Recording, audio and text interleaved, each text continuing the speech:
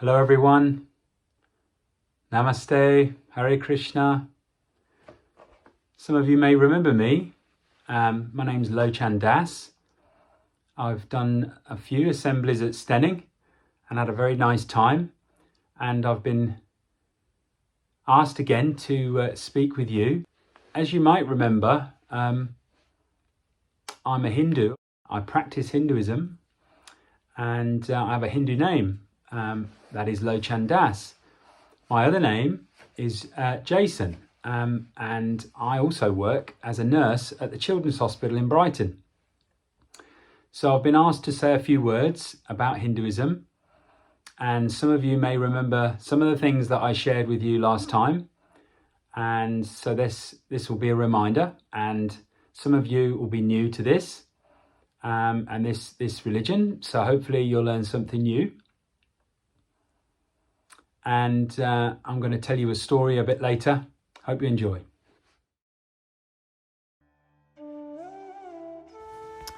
Hinduism is one of the world's oldest religions, still practiced in the world today. It's so old, actually, there's no known start date when this religious practice began. The many traditions within Hinduism have their beginnings in a country which is now known as India. There are many holy books in Hinduism, but the main one is known as the Bhagavad Gita, or in English, the Song of God. Interestingly, the word Hindu does not come up in any of the holy books. In fact, they use a different word in an ancient language known as Sanskrit. The word Sanatan Dharma is used, which in English means the eternal path, or the never-ending path of the soul. The nice thing about this is that this eternal path applies to everyone, no matter what religion or race that you belong to. So Hinduism itself respects all forms of religions.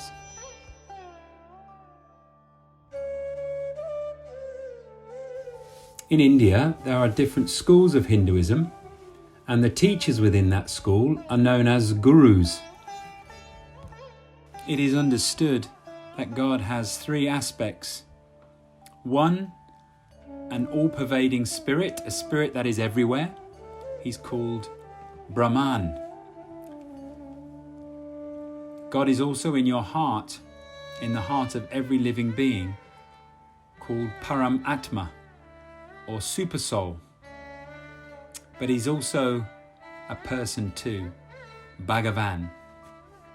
And the school I belong to focuses on Krishna as the form of his personal form.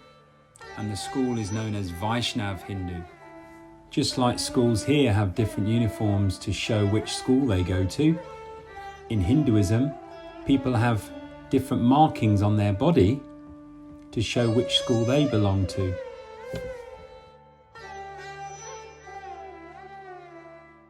Well, all the different schools of Hinduism agree that there is only one God. But that God can come in many different forms, at different times, for different reasons. God's different forms in Hinduism are known as avatars or incarnations.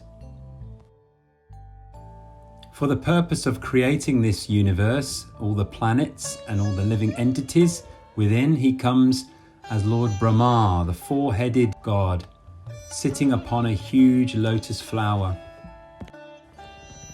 For the purpose of maintaining this creation is the majestic Vishnu, with his four arms lying on the causal ocean beyond this material universe. Then there's the powerful Lord Shiva, whose job is to dismantle this material world, ready for when Lord Brahma is set to create a new one. And so it all begins again. And according to Hinduism, we are the same. We are constantly changing. You see, Hindus believe in the soul too. In fact, in Sanskrit, it is known as Atma, the real self. And the real self takes on a new body at the end of this body. It can be a person, a human, or even an animal, a plant or a tree. And so the cycle continues until eventually, when we've learned enough, we can move on.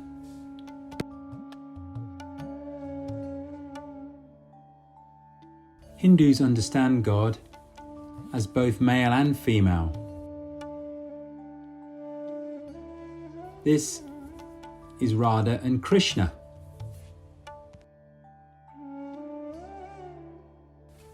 And Shiva with his wife Parvati. If we use the sun to explain this, sunshine and sun are always together. You can't have sun without sunshine, and you can't have sunshine without sun. And this is how we understand God, as a male and female at the same time.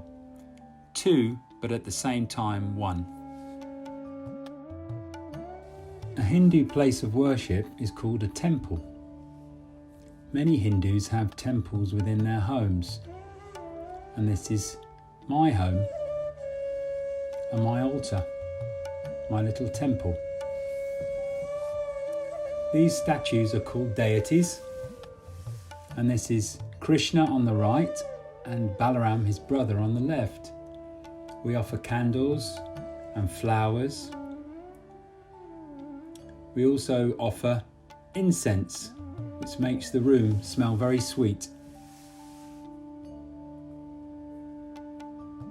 Like in schools, teachers are very important, and for Hindus, their teachers, their gurus, are also very important, and we offer flowers to them also.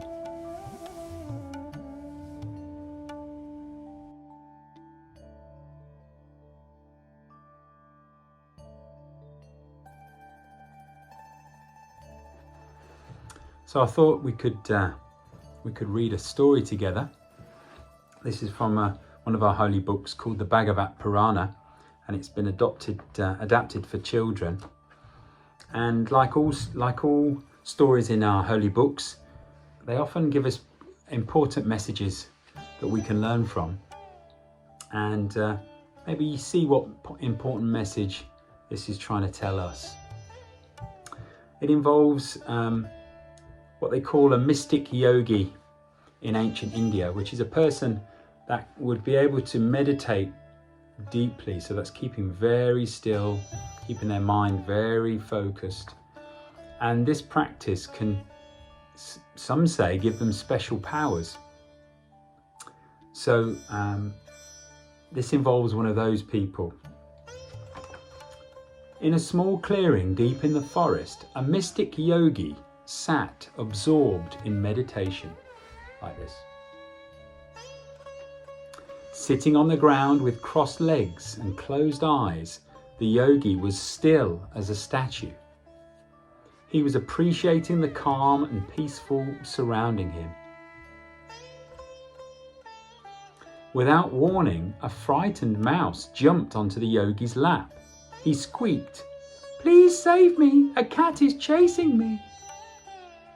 The yogi slowly opened one eye, then the other. He peered down at the mouse. "It's not my business to go around chasing cats." "Please, sir, please help me," the mouse squeaked. The yogi thought. "All right," he said, "you can become a cat." Ping! And he waved his hand, cast a spell, and the mouse became a cat. The cat then dashed away back into the forest.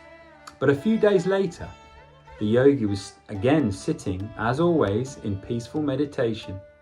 But this time a cat crept from the bushes. It was meowing pitifully. "Please save me. A ferocious dog is after me."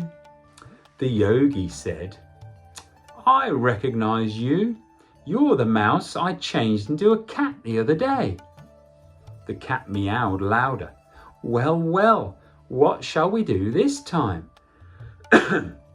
Then he cast another spell and transformed the cat into a barking dog. The dog ran into the jungle and the yogi continued his meditation. A couple of days later, the dog returned in a very distressed condition. He ran up to the yogi, panting and whimpering. "Please help me, a great tiger is chasing me," said the dog. The kind yogi considered the plight of the terrified dog. He replied, "Oh, you're such a fearful creature. Stop shaking.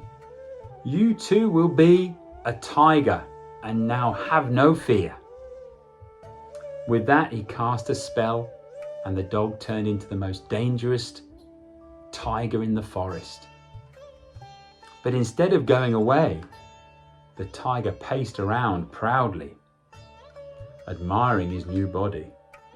He licked his black and yellow striped coat and his long tongue, and with great satisfaction examined his razor-sharp claws.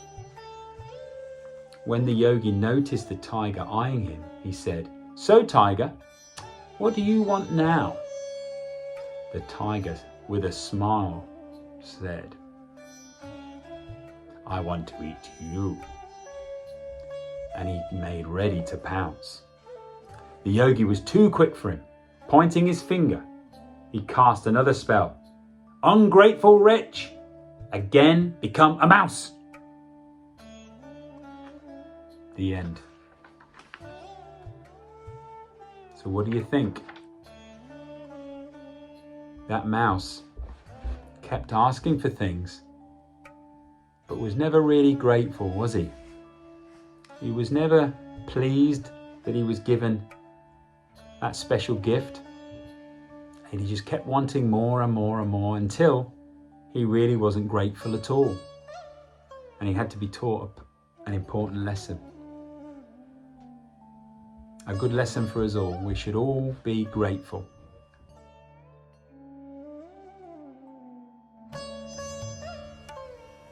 So the school that I belong to, as I mentioned, called the Vaishnav school, or the Vaishnav Hindu school, focuses on chanting, and chanting the names of God is really our main practice.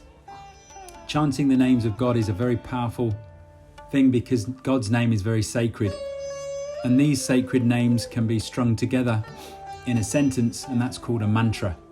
And I thought maybe we could chant a mantra together. So now we're going to give you a little introduction into how we chant as part of Hindu practice. This mantra is called Govinda Jaya Jaya. It's a mantra about Krishna and Radharani, his consort, his girlfriend. So you can sing along at home if you'd like. Hope you enjoy it.